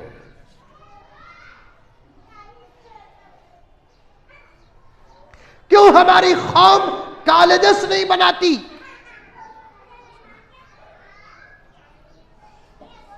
क्यों हमारी कौम स्कूल्स नहीं बनाते? जाओ बिदर को, इसी कर्नाटक, अल्लाह ताला उस शहर को भी सलामत रखे, 3-4 महीने में एक दौरा हो जाता है। एक स्कूल ऐसी है मौलाना बिदर में, वो नहीं, आप जहाँ सोच रहे वो नहीं, और एक स्कूल छोटे छोटे बच्चों की स्कूल है, मुझे जहन में नाम नहीं है, मौलाना अतीकुर रहमान साहब रशादी जानते हैं। उस स्कूल के कई जलसों को मैं गया हूँ। उस स्कूल में कई गैर मुस्लिम बच्चे पढ़ते हैं, बच्चियाँ पढ़ते हैं। उनके माँ बाप से मुझे बात करने के लिए बिठाया गया। उनके माँ बाप कहते हैं तालीम कौन सी भी हो, लेकिन आपके स्कूल में आकर हमारे बच्चों की तरबियत हो रही है। बीजापुर की मेरी माएँ और बहनें और सामने बैठे हुए हजरात, तालीम और तरबियत का गहरा ताल्लुक है। जैसे इत्र के मटेरियल और लिक्विड और उसके खुशबू के दरमियान, फूल के पत्तियां और उसके खुशबू के दरमियान में जैसा ताल्लुक गहरा होता है, वैसे ही तालीम और तरबियत के दरमियान में ताल्लुक होता है। सिर्फ तालीम से हमारे बच्चे कामयाब नहीं होंगे, तरबियत से कामयाब होंगे। हाँ, ऐसा देखा है जिसके पास तालीम नहीं तरबियत हो, ऐसे बच्चे तो कामयाब हो गए, लेकिन जिनके पास तालीम हो तरबियत नहीं, ऐसे बच्चे कहीं कामयाब नहीं हुए। आ रही है बात समझ में? अरे आ रही है, नहीं आ रही है? जिनके पास तालीम नहीं तरबियत हो, ऐसे बच्चे तो कामयाब हो गए, लेकिन जिनके पास तरबियत नहीं तालीम है, ऐसे बच्चे कभी कामयाब नहीं हुए। मेरी माएँ और बहनें, बात लंबी होती जा रही है, असर की नमाज भी पढ़ना है, आप लोगों को घरों तक जाना है। मैं शर्मिंदा हूँ, मैं अपने हक को अदा न कर सका, क्योंकि हालात ऐसे हैं, मर्ज इतना गहरा है, सरसरी सर्जरी से काम नहीं होगा, एक जबरदस्त ऑपरेशन की सख्त जरूरत है। इंशाअल्लाह सुम्मा इंशाअल्लाह वक्तन फवक्तन उम्मत के उलमा तुम्हारे पीछे हैं, तुम उनका साथ दो। उम्मत के नौजवान तुम्हारे पीछे लगे हुए हैं, तुम उनका साथ दो। जिम्मेदारान तुम्हारे पीछे लगे हुए हैं, तुम उनका साथ दो। एक आज की मजलिस में एक और एक पैगाम देना चाहता हूँ। मैं ये नहीं कहता कि कॉलेज में न पढ़ाओ, पढ़ाओ अगर कॉलेज सही हो, वरना बच्चियों को घर के अंदर आगे वाली जिंदगी की तरबियत करना ही सबसे बड़ी डिग्री है। क्या फायदा इंजीनियर बनाए, शौहर के साथ रहने की तरबियत ना हो, डॉक्टर बनाए, सास को मां समझने की मेंटालिटी ना हो, ऐसी डिग्रियों को चूल्हे में जलाने के लायक तो हो सकते हैं, फायदा हासिल करने के लायक नहीं। डबल ग्रेजुएट कहते, सास चा बना को दे रही है।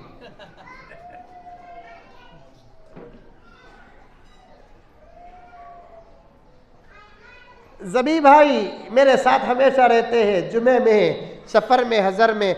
मुझे डर भी होता मौलाना शकील साहब के कहीं इन वाक़ियात को लोग झूठ समझेंगे। जब भी ऐसे वाक़ियात बोलता हूँ तो कसम खा लेता हूँ मैं, मेरे पास हज़रत हालात के वाक़ियात को मैं जमा करूँ तो कई जिल्दों की 500 सफ़हात की किताबें बनेंगी। एक साहब आए, आकर कहने लगे कि हज़रत मेरे पूरे 3 भवां हज़रत, पहली बहू भी डॉक्टर, दूसरी बहू भी डॉक्टर, तीसरी बहू भाई की बेटी जो कुछ पीयूसी का की पड़ी थी, उत्ता लेकर आ गया। सो हज़रत वो बहू ना होती, मैं भी मेरी जोरू जहर पी कुछ मरना था। सर अब आओ बेंगलुरु को, नहीं तुम्हें आने की क्या ज़रूरत। शकील साहब जिनके साथ मुझे पढ़ने का, मैं बताऊंगा, उन लोगों को मुलाकात कराऊंगा कि भाई डॉक्टर क्या हज़रत, बेटा डॉक्टर बोल को डॉक्टर को कर लेकर आया, और एक बेटा डॉक्टर बोल को डॉक्टर को कर लेकर आया। हज़रत खिदमत करना तो दूर की बात हज़रत, वो भवा सलाम तक नहीं करते। खिदमत करना तो दूर की बात हज़रत, सलाम तक नहीं करते। टक टक टक टक टक बोल को आते ही हजरत, टक टक टक टक बोल को चल जाते। उत्तर खिदमत कर लेकर है सो वो बहू जो दूसरों के मुकाबले में कम पड़ी है, वो बहू जो दूसरों के मुकाबले में दौलत में कम है। फर्क क्या है? इन दोनों के पास तालीम है, इसके पास तरबियत है। जिस घर में तरबियत हो उसे मैं घर नहीं कहता, जन्नत का टुकड़ा कहता हूं। जिस घर में तरबियत नहीं, तालीम, अरे रे रे बीजापुर की मेरी आपा, ऐसा मालूम हो रहा है तुम्हारी इमामत कर को आज मगरिब के बाद भी तुम्हारे साथ बैठने का इरादा है। डॉक्टर, लॉयर, इंजीनियर, प्रोफेसर पढ़कर तरबियत ना हो तो बर्बाद नहीं। मुफ्ती साहब इजाजत दीजिए मुझे, मदरसे का आलिम भी बुखारी पढ़कर भी अगर तरबियत नहीं हो घर जहन्नम बन जाता। कुरान पढ़ को भी तरबियत नहीं रही, घर जहन्नम बन जाता। कॉलेजों में तालीम मिलती है, तरबियत कहां मिलेगी? तरबियत ना हो तो ईमान खतरे में, तरबियत ना हो तो हया खतरे में, तरबियत ना हो तो इज्जत खतरे में, तरबियत ना हो तो जान खतरे में। दो चीजों से बचना है। ये दो चीजें जाल है, जाल। एक कॉलेज, एक मोबाइल, जिससे हमारी गैर शादीशुदा नस्लें तो दूर की बात, शादीशुदा नस्लें बर्बाद हो रही हैं, अच्छे अच्छे घर उजड़ रहे हैं। मेरी माए, मैं हमेशा इस उन्वान पर बात करता हूं तो वो जुमला याद ही आ जाता है। इससे पहले भी शायद मैं कहा था, तुम्हारे हाथा में बेलाना भी चमचे कितने अच्छे दिखते हैं, उतने अच्छे मोबाइला नहीं दिखते हैं। क्या हजरत? जब तक तुम्हारे हाथ में बेलन था तुम्हारा नौशो भी तुम्हारे से डरता था। मोबाइल आने के बाद डरना तो नहीं, एक लतीफा बोल रहा हूं, बेलन था, चमचा था, नौशो भी खाली। वो जूते काजी रखे, इन्हें रोटी बेलने को रहती, वहां रखी हूं देखो बोल को बेलन से इशारा करी तो मिल गया। मिलिया नहीं भी खाली बेलन के इशारे में क्या बोलता, मिल गया। जब तक तुम्हारे हाथ में बेलन था, चमचे थे, तुम्हारे बच्चे तुमसे डरते थे, तुम्हारे घर में तुम्हारा दबदबा था, तुम्हारे घर में तुम्हारा रोब था। अब तुम्हारे हाथ में कीमती मोबाइल आ गया, ओप्पो, वीवो, अब 5G कहते हैं। सुबह की चाय 1G में नहीं है, नाश्ता 2G में नहीं है, इसके मोबाइल की स्पीड 5G। तो नमाज में 5G बन, तिलावत में 5G बन, हया में 5G बन। मोबाइल में जब से तेरे हाथ में ये कीमती मोबाइल आया, अब कौन भी नहीं डरता। कि बेलन था, डरते थे कहाँ फेंक को मार डालती की बोलकर। अब मोबाइल कौन भी फेंक को मारेंगे। मोबाइल गिरा तो 25,000 रुपये गिरे सका, मोबाइल गिरा तो 50,000 रुपये गिरे सका। ऐसे ऐसे मोबाइल ही हजरत 10 निकाह का मेहर जमाए तो भी एक डिस्प्ले नहीं बन रहा है। 10 निकाह का मेहर जमाए तो भी एक डिस्प्ले नहीं। वो फोल्डिंग सैमसंग, मैं वैसे तो आमतौर पर तोहफे लेता नहीं, शकील हजरत जानते ही, तोहफे लिए तो ऐसी जबान नहीं होती। फिर भी एक साहब लाकर मुझे वो सैमसंग का वो फोल्डिंग मोबाइल दिए। मैं बोला नक्को भाई इन्हें काफ़ी है मेरे वास्ते। नहीं हजरत, बड़ा अच्छा मोबाइल खरीद था, लेने का इरादा भी था मेरा। उन्हें तारीफ करते करते घुग्गू क्या करे हजरत, ये इतना अच्छा मोबाइल हजरत, खाली इसका डिस्प्ले 50,000 रुपये गया। मैं वालेकुम सलाम गया।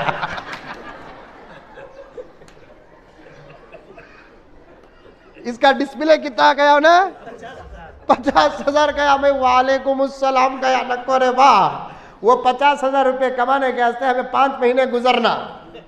तेरा मोबाइल लेकर मैं झुकिया, नमाज में झुकिया, क्या की कर गिर गिर के। आपा मोबाइल से बचो। तुम्हें जिस दिन मोबाइल छोड़ेंगे, मेरी बात गलत नहीं होगी इंशाल्लाह, मैं गुनहगार हूँ। मैं तकरीर को बहुत काट दिया, नजमुद्दीन का वाक़या भी छोड़ दिया। मैं अम्मा आयशा का तो वाक़या ज़रूर बोलकर ख़त्म करूँगा।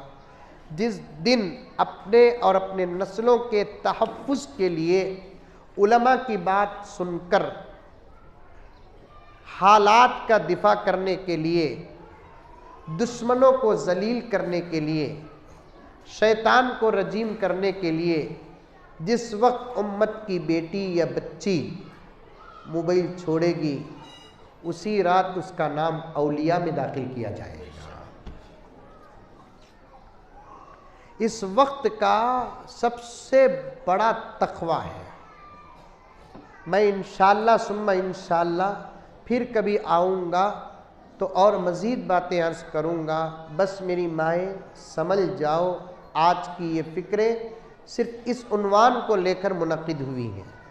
उलमा बहुत परेशान हैं। अपनी ज़िंदगी का अहम फ़ैसला तुम अपने हाथ ना लो, अपने बड़ों के हवाले। नबी की बीवियों को अल्लाह ताला बोलिया वक़र्न फ़ी बुयूतिकुन, तुम्हें घर के अंदर रहो, बाहर ना निकलो। आयशा को हुक्म है कि बाहर ना निकलो, ज़ैनब को हुक्म है कि बाहर ना निकलो, फ़ातिमा को हुक्म है कि बाहर ना निकलो, रुक़िया को हुक्म है कि बाहर ना निकलो। हुजूर की बीवियाँ, हुजूर की बेटियों को कुरान बोल रहा है वक़र्न फ़ी बुयूतिकुन, तुम्हें घर के अंदर ही रहो, बाहर निकलो नको। जिस वक़्त औरत बाहर निकलती है उसके पीछे शैतान पड़ जाता है, वापस आने तक कई लोगों के ईमान को बर्बाद करके अंदर आती है। बहुत उन्वान अधूरा हो गया। अम्मा आयशा ने फ़ातिमा से कहा तू ही बता बेटी। तो हज़रत फ़ातिमा ने कहा कि अम्मी मैं गौर करती हूँ तो यूँ पता चलता है मेरा मकाम बड़ा है अल्हम्दुलिल्लाह, इसलिए कि मेरे अब्बा अल्लाह के नबी हैं, आपके अब्बा अल्लाह के नबी नहीं। तो हज़रत फ़ातिमा का जवाब सुनकर आयशा रज़ी अल्लाह ताला अन्हा उम्मुल मुमिनीन फरमाती हैं बेटी बड़ा बेहतरीन जवाब है, मेरे जहन में भी एक जवाब है, वो मेरा नहीं तेरे अब्बा का है। बेटी मैंने तेरे अब्बा से सुना, इमामुल अंबिया से सुना, ख़ातमुल अंबिया से सुना, वल मुरसलीन से सुना कि हशर के मैदान के हिसाब किताब से फारिग होकर हर बीवी अपने शौहर का हाथ थाम कर जन्नत को जाएगी। तुझे जाने का जब वक्त आएगा तेरा हाथ अली के हाथ में होगा, मेरा हाथ मोहम्मद रसूलुल्लाह के हाथ में होगा। ये अजीम रिश्ते का इंतखाब आज हमारी बच्चियाँ अपनी नादानी की वजह से, आज ही जो बच्चियाँ इस फितने में मुब्तला हैं, इस मक्र में फिर फितना है फिर मुब्तला है, इस दज्जाली फितने में मुब्तला हैं। कौन है किधर है मैं नहीं जानता। कितनी बच्चियां हैं जो बाप के भरोसे को तोड़ रही हैं। मैं ये सुनकर रोता हूँ हजरत, क्या भरोसे में बाप, क्या हाजी साहब तुम्हारी बेटी, अरे रे मेरी बच्ची किच्ची वैसी नहीं भाई, 100 करोड़ का भरोसा कर तो मैं उसके ऊपर बोलते हैं, लेकिन उसी की बेटी उस बाप के भरोसे को तोड़ रही है। मजलिस में बैठकर माँ बोलती पूरे ख़ानदान की बच्चियाँ अलग, मेरी बच्ची अलग, लेकिन वही बच्ची माँ के यकीन को तोड़ रही है। जिन बच्चियों से गलती हो रही है वो बच्चियाँ डायरेक्ट जाकर माफ़ी नहीं मांग सकती, तो तौबा करके अल्लाह के दरबार में माफ़ी मांगे, इंशाअल्लाह ताला हालात साजगार हो जाएंगे। बड़े फितने हैं, कॉलेज में पढ़ो अगर अच्छा मौका है, नहीं तो न पढ़ो, साफ साफ बात। मोबाइल से बचो, ये अफ़ैर वफ़ैर के मोहब्बत के चक्कर में न पड़ो। मेरी माँ और बहनों से गुजारिश है कि आप अपने घर के अंदर हमेशा जागती रहें, अपने बच्चों की जासूसी करें, अपने बच्चों के पीछे रहे, खुद भी मोबाइल से बचे और अपने बच्चों को भी मोबाइल से बचाए। ये चंद बातें थीं जो आपके सामने बड़े दर्द के साथ रखा। खुदा मुझे और आपको सबको अमल करने की तौफीक अता फरमाए। बहुत सारी बातें अधूरी हो गई, वक्त का तकाज़ा, फिर कभी इंशाअल्लाह मौका मिलेगा तो आपकी खिदमत में हाजिर रहूँगा।